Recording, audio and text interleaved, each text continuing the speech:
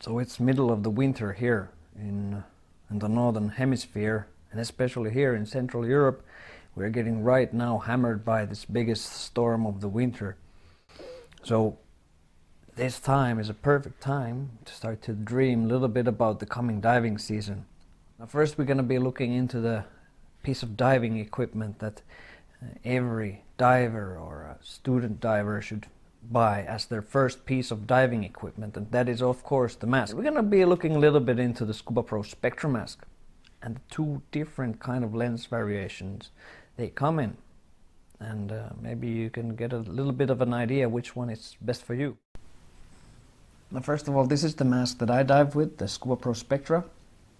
I don't use it because it's would have the softest silicone on it, no, but why I use it is that it gives me very good seal in all conditions, even if I forgot to shave on the same morning or the previous evening.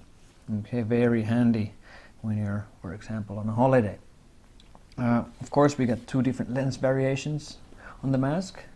You can see here, and we got the clear mask, and then we got the gold mirror that is right over here. Okay, I use them both, and I think they are both fantastic lenses for this mask. A little bit to go through the features in this mask. You're gonna see here these ribs on the bottom. They a little bit help in equalization. When you equalize, they give a little bit more flexibility here on the silicone under your nose, and this is the area where you're gonna be seeing the most of leaks coming in on both sides of your nose. Okay, and this solution, in my experience, is a very good addition to the mask. The older models don't come with this rib here on the bottom. The strap has a huge flexibility into it. It's not quick removable like many of the Scubapro masks are, but it has the micro adjustments on the strap, unlike some of the cheaper mask models you see there. Okay, not that you need to adjust this mask a lot. Once I have it set, it's set for that. I dive with the setting for months on end, unless I need to use a different kind of hood or some other option set up to it. Okay, I love always to use the neoprene strap on the back, because it just slides so much better on the hood or over the hair than the silicone strap does. Now, if you're hearing some random sounds coming from this making of the video, it's just the roof of the house being pulled off by the storm that's hitting this area right now. And then we got the mirrored lens. The mirrored lens version, I have been diving with it in all lighting conditions, from bright sunlight to dusk to night dives. On the night dives, this mask is also fantastic. So it's not blocking too much. Obviously, you're going to notice a difference on the amount of light coming in through it from the clear lens, but it's still doable. So if you're going on with only this mask, you're still be sorted with it. Problems that you may encounter if you're a diving professional is that, for example, your students and your customers, they may not see where you're looking at, who you are looking at, and therefore, in my experience, I always noticed that when I was diving with the mirrored lens, I would always have to use my fingers also to point out to the customers who I was looking at, whereas with the clear mask, they can actually see who you are looking at. For example, demonstrating skills, reviewing their skills, and with this mask, they obviously see which one of the students you're looking at. Whereas with the mirrored lens, this is not always the case, but that can always be sorted with this easy pointing with the finger. Okay. But that's something to take into consideration. I'm looking a little bit closer to the mirrored lens version of the Spectra mask.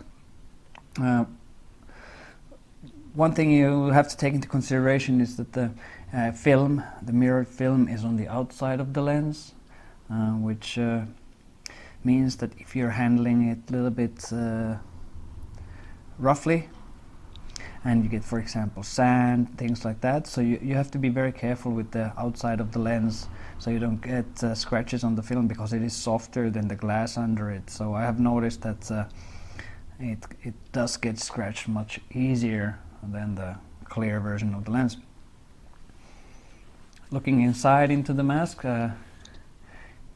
you may see that it gives a little bit bluish tint to everything in the background. Your eyes will get used to it very quickly, so it's nothing that's going to disturb you. It's just something that you may want to keep in mind.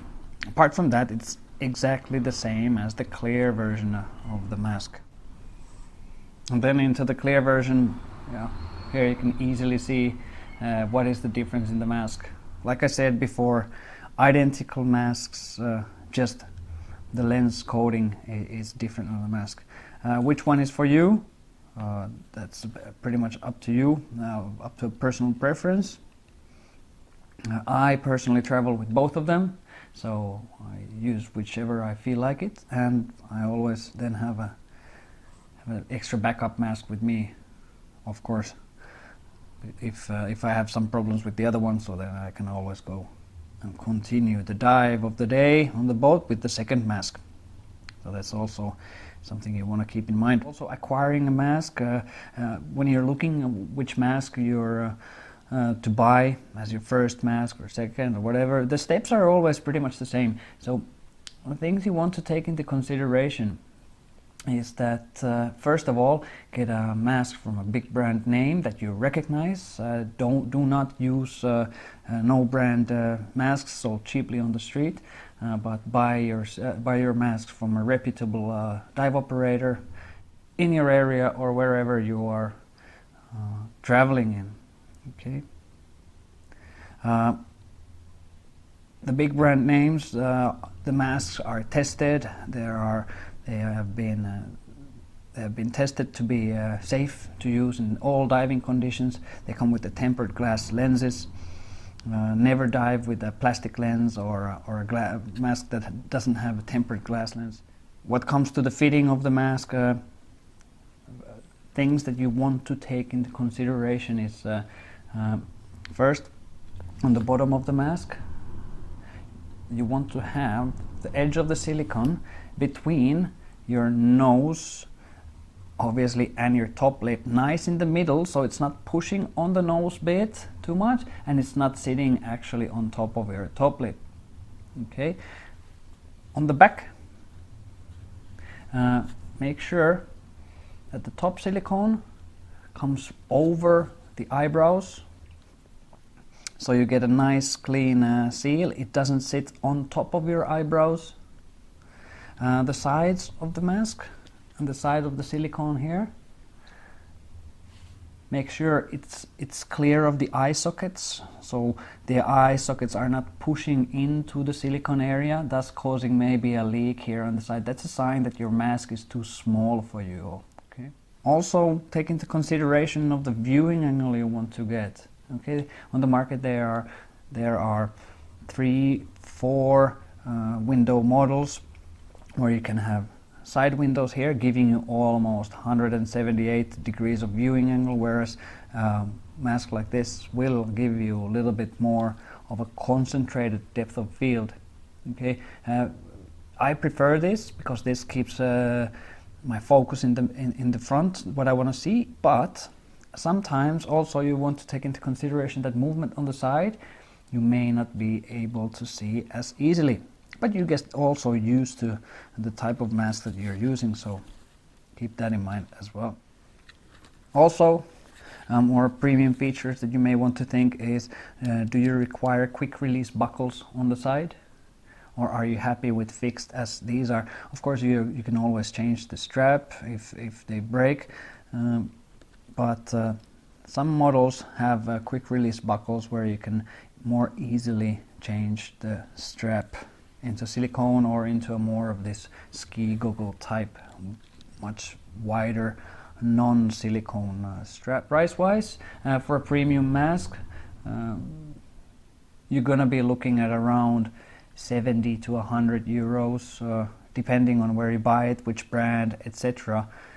That's everything. All the masks that are in the price range, you can always expect a very good product. But keep in mind that you do get a mask from a big brand name that you recognize. Okay, masks in the 20 euro or $25 range or so, I personally cannot recommend, because in today's world the price is not just something that's been pulled out of a hat. It's actually based on things, and here what affects the price is the materials, the design, the development, and also the support side of it, so how the masks have been tested, etc. So with the price comes always quality, silicone materials, frame materials, lens materials, tiny little extras on the mask that will make the wearing more comfortable and may help it fit to you more better, okay, and make the mask more personal to you. So always keep in mind that whatever you pay for in today's world, you're gonna be getting value for money always. So keep in mind that when you buy yourself a good quality mask, you will first of all get a really good product for your money. It's a long-lasting piece of equipment that you can easily carry with you wherever you go. Even if you're planning on doing a few dives, a mask like this will pack nice and small into your bag, and it doesn't take a lot of room, okay? And it's a very personal piece of equipment for your dives. Then makes your experience much more enjoyable. Hope this helps guys on selecting your future masks, and maybe you start to consider as well using the mirrored lens versus the clear lens. What is your preference? Let me know in the comments. What do you look in a mask? What is important for you in the masks? And I see you on the next episode.